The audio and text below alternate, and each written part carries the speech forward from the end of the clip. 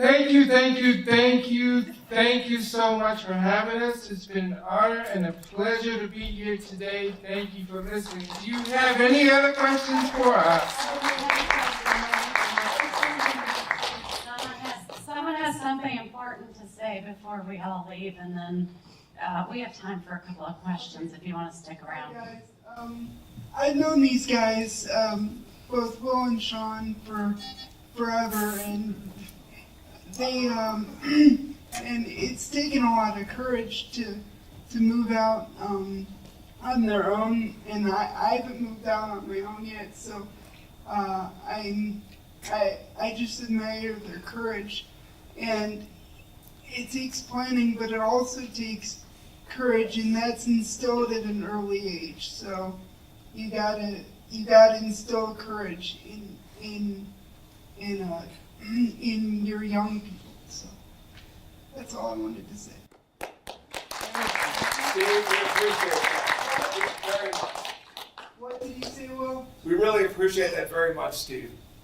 I'm honored to know both of you for all that time. Even though Sean, as I said, he doesn't know how he puts up with me. Nobody does. True. Any questions? Anybody have any other further questions? Yes. I just have a comment. I don't really like the word disabled because I'm looking at you people up there and I don't see disability. I see wonderfully intelligent, articulate people, and I can only hope that all of my children grow up to be half of what you are. Any other questions or? For the two young ladies with autism, Grace and Molly, at what age were you aware of that, and did that discussion go? Because I think that's an important aspect when it's a more hidden challenge, that some people don't talk about it, some people do talk about it. What was your experience? So I had been going to see, I think my first psychologist was when I was 4, because I had an irrational fear of thunderstorms that we now know was sensory issues. However, the first time I knew I had autism was in 4th grade. I had read a Princess Diaries book where she did a report on Asperger's, and I read the whole list, and I went to my mom and I was like, I have Asperger's, I totally have this, and my mom's like, no, you don't. And then in 6th grade, we went to an autism specialist, right, and it turns out, yes, I did. So I kind of always knew that I was different, especially when in school, when like 3rd, 4th grade, I had 5th grade, the problems really just started in middle school. I had friends, I had people who wanted to hang out with me, and then they kind of started to realize that I'm more than weird. I have literally no social skills, and kind of fell off the radar until I ended up going to the 2nd high school, which is actually where I met my fiance. So I didn't learn anything the 2 years there, but I definitely worked on social skills, so that really helped. Yeah, it was on academic watch. It wasn't the greatest school that you could go to for an education, but I definitely learned a lot about how to interact with people, especially people who were different than me, because I grew up in Beechwood. I'm Jewish, and I ended up going to a school in Cleveland, the west side of Cleveland, where nobody had ever met someone like me. So just my whole life, I was always different, no matter what the situation was. So that's how I kind of realized what autism was. I think I went on a total tangent. I'm sorry. It's been a long day. It's great. I think I was diagnosed as soon as I was born in China. My mom adopted all of my sisters. I can't imagine how long and untiring that took. If only I could never do that. But I was diagnosed. My mom read a lot about autism. She's a very learned woman, and she kind of knew when I was a very sick baby, and so when I was adopted and when I was 16 months old, she immediately had me checked out and diagnosed as a little over 2 years old.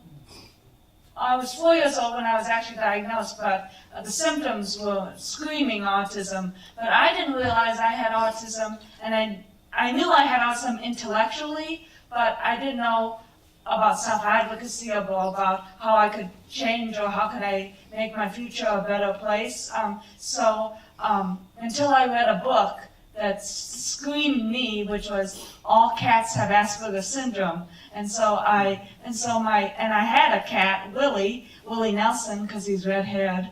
Under your cat. I could say, I totally have those symptoms, and that was the aha moment. I don't think I've ever shared this with my mom, but I was thinking about your question, and I thought, I have more in common with cats than I do sometimes humans. And so at that time I was different, and going back to Molly, I was always aware that I was different from everyone. And even in high school, there was 600 kids, and it was mostly an African American school, and there was only like 2 Asians out of 600. So I definitely felt the need and the difference from that. But as far as social skills and that stuff, I definitely found the gap between social skills and other people. Yes.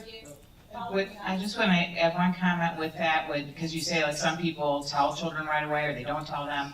My philosophy was, because Grace was extremely involved when she was younger. This is a miracle person sitting here, I can tell you that. And I felt, this is my own personal philosophy, and I have no problem with people that think otherwise, but for me, it was a kindness to my child, for her to understand you think differently, you react differently, and for that reason, people will react to you differently.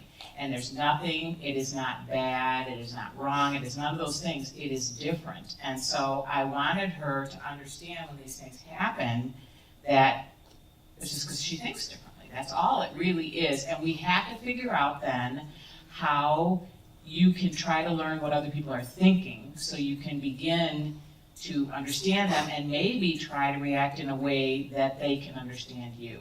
And so from 4 years old, I mean, by the time she entered school, I was already talking to her about it, and she knew it all along. And of course, we are going to all these specialists anyways. I wasn't going to try to make up a story about it because I would trip myself up, just so I'm not that tricky. So anyways, that I think helped also for her to know going in. So. No, it's okay. Grace had mentioned high school. I was going to ask her if she felt like she just fit in perfectly at Julie Billiard with the kids and the group of kids there, the population there. That's all. Just quickly, I think at Julie Billiard,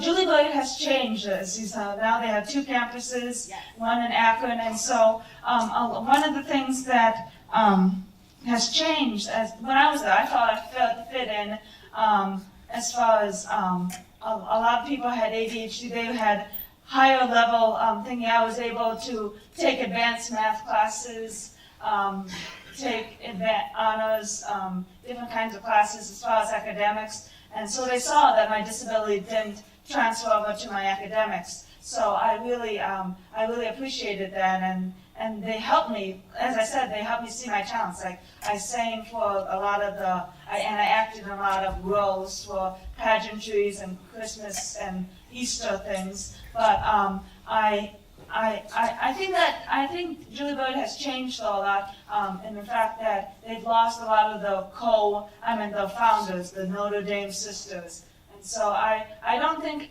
and this is just my opinion, I don't think I would have functioned as well now if I went to Julie Billiard as at the time that I did. That's just my personal opinion, based on what I've seen change throughout the years. Nothing bad about Julie Billiard, it's just different. The parents and the kids, you guys on the stage, you guys are awesome. Well, thank you. Parents, you guys, you've took time out your lives to make sure that your kids learn, understand about themselves, and understand about their spirits and their souls and everything else, right?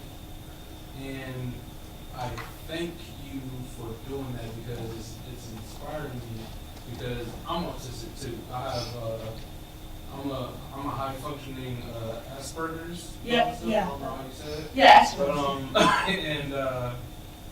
and it's very inspiring upon, looking at individual people who have different types of autism, and just to speak out and just to explain what your lives are all about, and a lot of you guys have, dang near top tier jobs and making more money than a lot of other people. So that's a beautiful thing, and I want you guys to keep going and keep on inspiring other people, because that's just freaking awesome. That's the only thing I'm gonna say. Thank you.